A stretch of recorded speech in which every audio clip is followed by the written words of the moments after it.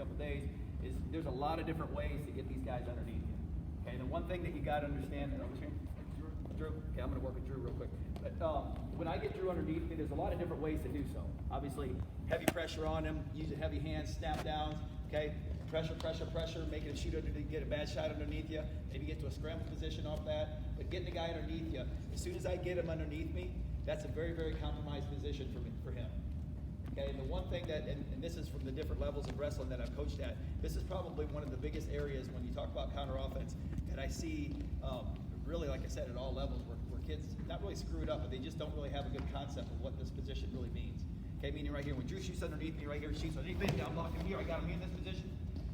Me, as a counter offensive wrestler, not necessarily a defensive wrestler, I'm a counter offensive wrestler. Okay, so I just countered his offense, and I'm going and getting my offense. Okay, I gotta understand that this guy right now is in a compromised position. Okay, whether he's on his elbows here, which is very, very compromising. Okay, or if he's on his hands and knees, all fours, right there, which is also very compromising. So he's got weight, right? Got weight on his hands here, weight on his knees here, or if he's in a tripod position, tripod up, right here, keep going. Right there, he's in a tripod position. Either way, I've got this guy compromised in a position where he doesn't feel nearly as comfortable wrestling as he would be maybe if he's in a good stance or having his hips underneath him and his head up. Everybody with me from there? Mm-hmm. So when I get this guy in a compromised position, the last thing I want to do from a counter offensive standpoint is give him the position to where he can roam and he can move. Okay, how many of you, when you're a young wrestler, did a drill called the spin drill? Anybody? Gotta hope that everybody's hands up. Good, because that's still time tested. That's as solid drill as you can possibly get. Down on all fours, please. Because here's the deal. This is the thing behind the spin drill. Okay, you got this guy down here in a compromised position on the table, correct? And the reason that your coach has you do a spin drill is to teach you how to keep weight on this guy to where he's not able, where you're able to basically run around him side to side, without him being able to stop you, correct? And really, if you look at counter offense, it's really basically a spin drill. All right, because I think everybody runs this right here. If I go to spin drill right here, I'm going this way right here. Coach says switch. Right here, I'm switching. Another way to switch is when I'm moving this way, he brings his arm up, bring your arm up. Right there, I switch that way, come to the whole other, bring your arm up. Right there, come back over. Right there, anytime he brings his arm up, I go a different direction. Everybody familiar with that drill? Okay, it's the same thing right here when I'm attacking go behinds. Okay, anytime that he can do two things. He can bring his arms up to block my legs from getting behind him, or if he can square me up with his head. Okay, those aren't positions that I want as a counter offensive guy when I'm doing short offense. So I want to make sure I keep him compromised. What I mean by that is I want to keep the weight on here so he can't bring his hands up to stop me by grabbing legs or stop me by posting up on legs. And I also don't want him being able to get his head across the body when I'm going. If I'm going to my left, last thing I want is for him to be able to get his head across right here and get to an angle right there where he can create some offense underneath here or clear the position. Does that make sense? So when I get him here, I want to lock him in. And this is one of the things right here I think that, kids, they miss this point of it because it can be so helpful with their short offense from here. So when he gets underneath me right here, I like to do what's called lock him in. Okay, meaning right here, I see a lot of you right now is doing this. When you down block, you're immediately trying to go right here, and you're trying to hustle around this edge. And there's nothing wrong with the hustle. I think the hustle's great, but look where my weight's going. Okay, as soon as I go from here, I do go one of two ways when I'm doing this in a position. I guess that's not an advantage for me, not so advantageous for me. So I'm coming right here. One, I see some of you going like this, bringing your weight down here to your knees. Okay, when I'm on my knees, it's really, really easy for him to move in this position because I don't have any weight on him. Okay, because the weight's on my knees. Two, I'm going here like this, and my butt stays in the air, and I float around like this. Okay, there's not much weight here, is there? Okay, he can kind of move here. Go ahead and move with me. Here, see that? On my butt's in the air, or if I'm down here, move with me. As compared to this, when I lock him in and I keep weight and pressure on him, I've got to use my core, I've got to use my butt, my hips, and my lower back, and I got to lock that in to keep weight on him. So from right here, as soon as I down block, right here, see that? Oh, boom, right here, see that? Feels a lot different, isn't it? Right here, see how he's got weight on me? I'm putting the weight back here in my haunches. This, embarrassingly, for me, was arguably my best position in college, being underneath the front headlock, or underneath short offense.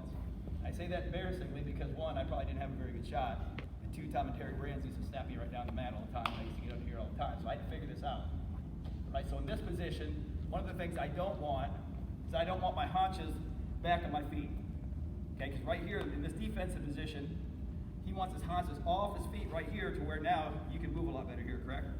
Okay, here, can you move so much? Not so much, because his butt's on his feet, see that? So when I get him, I want to put the weight back on his feet so he can't move his hips, he can't get his head across the body. And two, it makes me more mobile as well, because now I have my core activated, I have my hips activated, I have my butt activated, legs, thighs, and everything else. So when I down block him, I want to come and I want to lock him in. Right here, I'm putting weight on top, I'll weight him back into him right here. Because this is eventually going to cause some momentum too that I need that's going to help me get around the corner. Okay, so when I down block, I want to see you guys do this. I down block hard, boom, right here, whether it's blocking your lead leg like this or blocking action hand, either one. We're going to go over both of them during our sessions throughout the week. Okay, but as soon as here, I'm blocking them in. This part of my core, locking here, I'm driving that weight back here to his haunches, I'm getting that weight back on.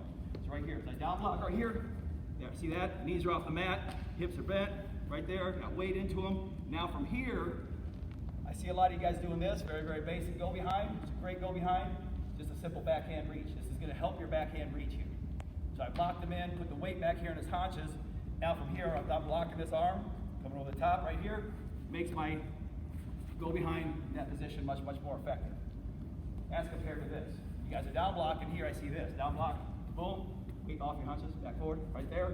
Now you come in here, without that weight, you're going like this, now square me up. See how it squares me up? Weight back, square me up. Not harder, is it? Much harder. Because the weight's back here on his hips. Make sense? You're already doing a good job of blocking the arms and taking care of this part of it right here. Okay, but you got to get the weight back so he's not nearly as mobile to square you up. But you want to go to this position here. Make sense? Okay, so here's what I want from you. Okay, partner's going to come in. He's going to give you a soft shot. I'm going to down block right here. Boom. Right there. Lock him in. I'm going to say freeze. Okay, I'm going to adjust your position. Now from here, post, backhand reach. What I want from this guy is I want him to try to square me. And I'll say go, wrestle, wrestle, wrestle, wrestle, wrestle, and finish. Right there. I want you to feel keeping the weight into him and not just hopping over the top. One really, really good rule of thumb when you get here, not only keep the weight in, but also you should be able to come here with elbows glued to your side. Anytime I'm having to come here, like this, I'm going here and I'm having to reach. Anytime I'm reaching, that means my body's not in the right position. I'm here, so my elbows stay in, here, here, here. See that? I'm chasing. I chase with my body. Make sense? I want my reach to be as short as possible in all my positions. Okay, so again, right here, this is the drill. I'll say stance in motion, ready, down block, freeze. Okay, lock him in. Okay, here we go, ready, post, cover, wrestle, wrestle, and finish. Right there, got it? Me personally, I like to go here, hamstring. Some of you guys are gonna like to go ankle, that's fine, no problem, especially you guys have a little bit longer arms. I like to go hamstring because it helps me pull me into my leg attack. Short elbows, hamstring, all you do is chase it. Okay, again.